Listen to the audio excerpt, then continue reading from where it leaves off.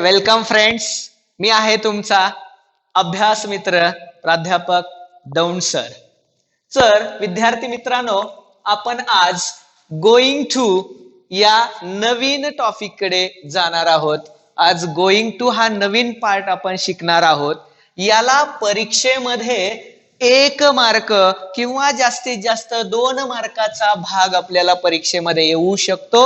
अत्यंत सोपा असणारा गोइंग टू याचा मराठीमध्ये अर्थ आहे च्या तयारीत असणे, एखाद्या गोष्टीच्या तयारीत असणे. म्हणजे की बाबांनो, नजीकच्या काळामध्ये किंवा भविष्य काळामध्ये एखादी गोष्ट आपण हमखास करणार आहोत किंवा करणार आहोत हे दर्शवण्यासाठी आपल्याला गोइंग टू चा वापर करायचा असतो. च्या तयारीत असणे म्हणजे काय रे? एखादी गोष्ट आपण करण्यासाठी तयार असणे म्हणजेच गोइंग टू चा वापर करणे होय, लक्षात ठेवा. तर विद्यार्थी मित्रांनो, गोइंग टू वापरत असताना फक्त आपल्याला 2 या रचनांची किंवा 2 या फॉर्म्युले लक्षात ठेवण्याची गरज आहे. बघा फॉर्म्युला काय सांगतोय बघा. Yes plus shall will oblique can plus V1 म्हणजेच क्रियापदाचं पहिलं रूप, ऑब्जेक्ट प्लस रिमेनिंग पार्ट म्हणजेच राहिलेला भाग. अशी वाक्याची रचना असते परीक्षेमध्ये आलेल्या. सब्जेक्ट करता आणि त्या बरोबर यापैकी एक, शाल विल कॅन यापैकी एक, आणि मुख्य क्रियापदाचं पहिलं रूप ऑब्जेक्ट प्लस रिमेनिंग पार्ट काय असेल तो, अशी रचना वाक्यात आलेली असते. या तिन्ही पैकी एक, शाल विल कॅन पैकी एक आणि V1 आणि O प्लस रिमेनिंग पार्ट अशी रचना परीक्षेमध्ये आलेली असते. तेव्हा आपल्याला प्रश्न विचारलेला असतो ब्रॅकेट्स मध्ये, use going to. Use going to असा प्रश्न विचारल्यानंतर आपण लक्षात ठेवा की सब्जेक्ट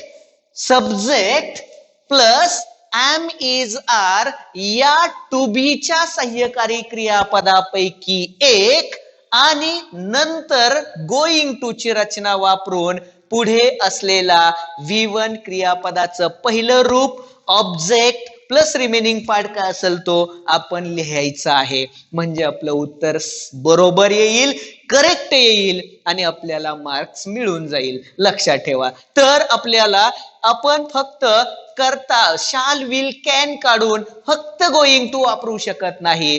फक्त गोइंग टू त्याला फेस करू शकणार नाही, त्याचा सामना करू शकणार नाही.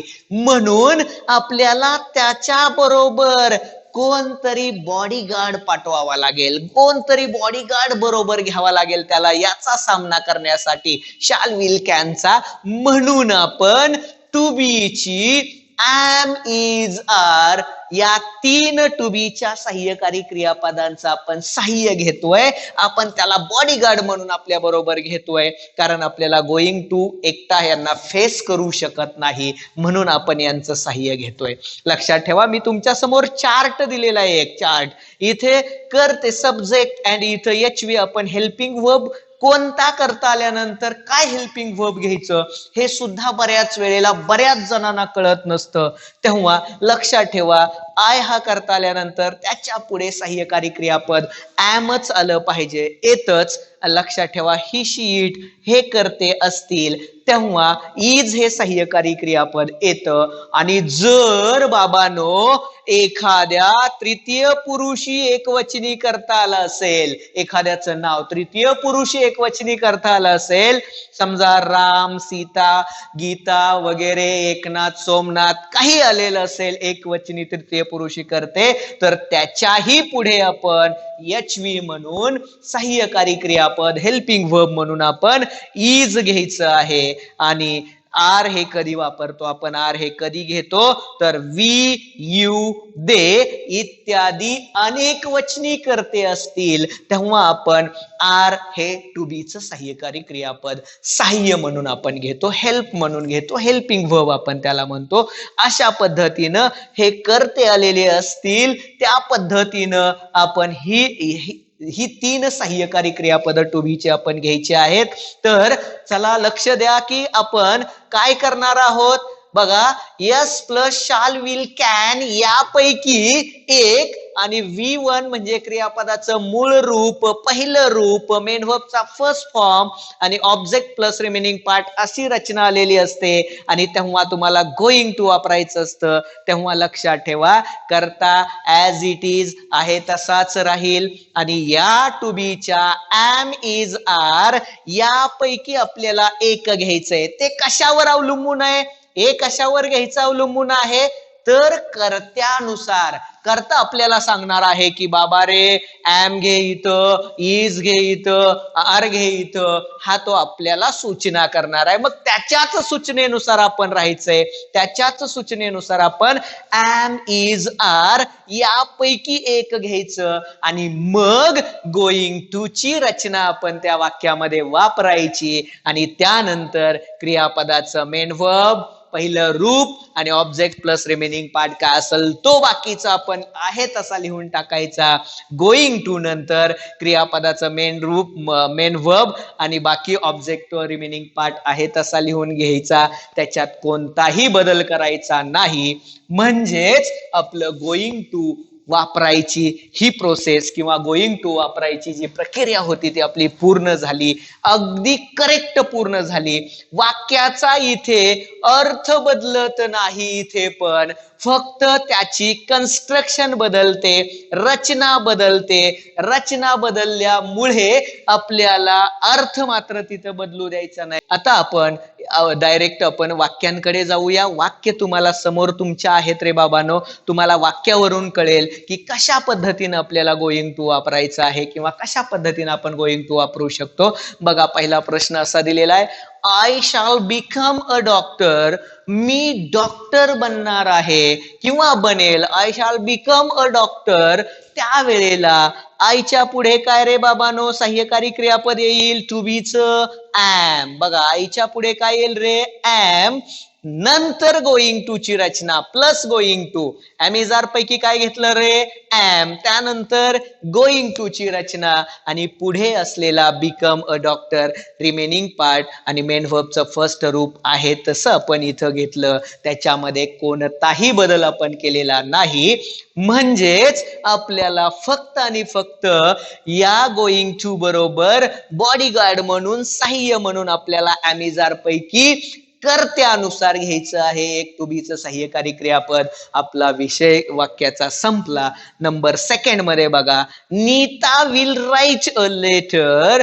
नीता हा करता तृतीय पुरुषी एकवचनी असल्यामुळे आपण इथे इज हे त्याचं सहाय्यकारी क्रियापद हेल्पिंग वर्ब म्हणून तिन्ही पैकी एक आपण घेतोय इज. त्यानंतर गोइंग टू ची रचना अँड द मेन वर्बचा first form and remaining part as it is. बघा Neeta will write a letter. Neeta पत्र लिहील. Neeta is going to write a letter. Neeta पत्र लिहिण्याच्या तयारीत आहे. एखाद्या गोष्टीच्या तयारीत असणे. बघा दे विल प्ले क्रिकेट. बघा दे आर. दे कसा आहे रे बाबानो अनेक वचनीय आहे म्हणून आपण देच्या पुढे कोणतं सहाय्यकारी क्रियापद येतं आर. म्हणून आपण इथं सुद्धा आर हे सहाय्यकारी क्रियापद घेतलं आणि त्यानंतर लगेचच आपण गोइंग टू ची रचना वापरली. क्रियापदाचं फर्स्ट फॉर्म मेन वर्बचा first form and then the remaining part काय असेल ती. आता बघा इथे she can accept your challenge. तिनं तुझं आव्हान स्वीकारू शकते किंवा शक्य आहे तिला तुझं आव्हान स्वीकारणं.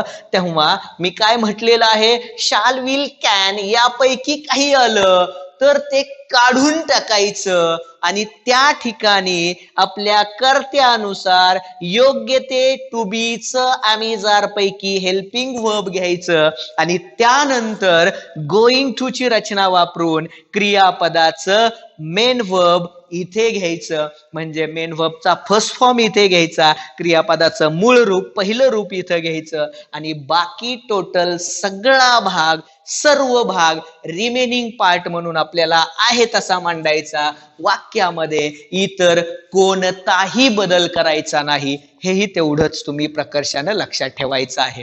लक्षात ठेवा. दे बघा then number 5 they can help you in your problem.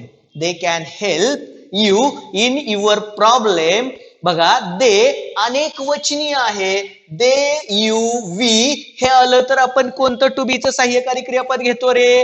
R. मग बघा they are plus going to ची रचना आपण घेतली आणि पुढे मेन वर्बचा फर्स्ट फॉर्म आणि राहिलेलं टोटल आपण आहे ते पुढलं वाक्य सगळं आहे तसं आपण रिमेनिंग पार्ट्स लिहिलेलं आहे.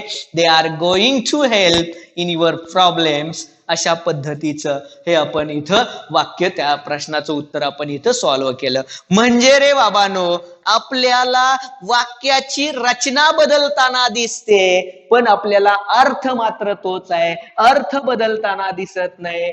एवढी सोपी कन्सेप्ट आहे, एवढं सोपं कन्स्ट्रक्शन आहे की आपण गोइंग टू असं चुटकी सरशी सहज सहज आपण सोडवू शकतो.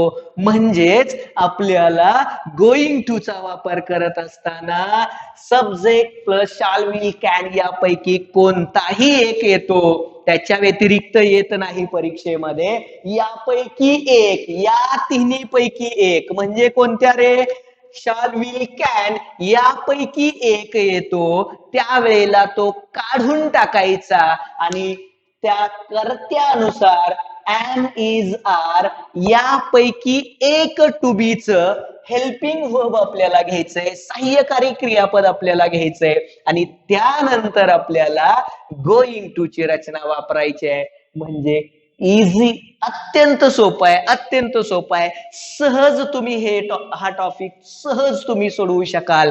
परीक्षेमध्ये आपल्याला 1 मार्कासाठी हा टॉपिक कायम असतो. बऱ्याच वेळेला परीक्षेत आपल्याला 1 मार्कासाठी येतो. मला आता तुम्हाला या 5 दिलेल्या वाक्यावरून आणि या फॉर्म्युल्यावरून नक्कीच तुम्हाला गोइंग टू कसं वापरायचं, गोइंग टू चा मार्क्स एक्झाम मध्ये कसा मिळवायचा आला तर ते तुम्हाला नक्कीच कळलेलं असेल, नक्कीच समजलेलं असेल, याच्यात काहीही शंका नाही.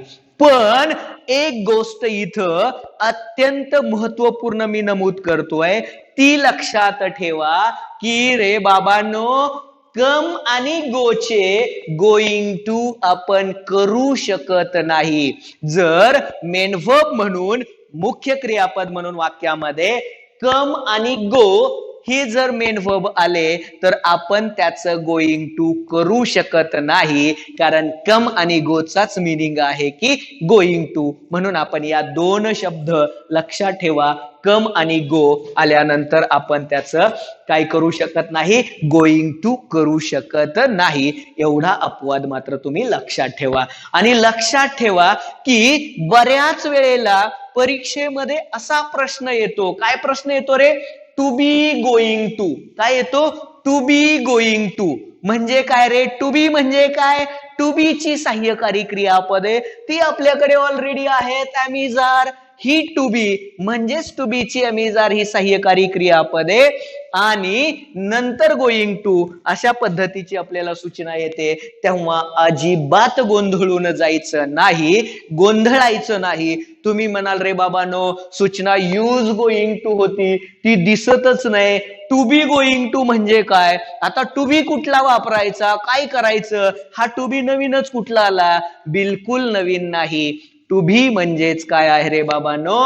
एम इज आर ही टू बीच्या सहाय्यकारी क्रियापदापैकीच आहे. टू बी म्हणजे am is are plus going to तर आहेच पुढं. तेव्हा गोंधळायचं नाही, गडबडायचं नाही. कर्त्यानुसार योग्य ते टू बीचं एम इज आर हे सहाय्यकारी क्रियापद घ्यायचं आणि त्यानंतर गोइंग टू ची रचना योग्य पद्धतीने वापरायची. बाकी मेन वर्बचा first form, object and remaining part आपण आहे तसा लिहिणार आहोत, याच्यात काही शंका नाही. आलं का लक्षात? अशा पद्धतीनं हे आपला गोइंग टू हा टॉपिक अत्यंत सहज सोपा असणारा टॉपिक, मात्र आपण याला 1 पैकी 1 मार्क मिळवायला काही हरकत नाही. इझी आहे. तुम्ही इथं लर्न इथं करा आणि टीच तुमच्या छोट्या भावंडांना, छोट्या बहिणीला तुम्ही घरी शिकवा. म्हणजे तुमचा हा टॉपिक परफेक्ट लक्षात राहील. परफेक्ट तुमचा हा टॉपिक तुमच्या अगदी बोटावर तुमचे हे नियम तुमच्या लक्षात राहतील आणि हा टॉपिक तुम्हाला केव्हाही परीक्षेत दिसला की तुमचं उत्तर माइंड मध्ये सेट झालं आणि ते पेनच्या मार्फत तुमच्या पेपरवर उत्तरपत्रिकेवर उतरलंच म्हणून समजा.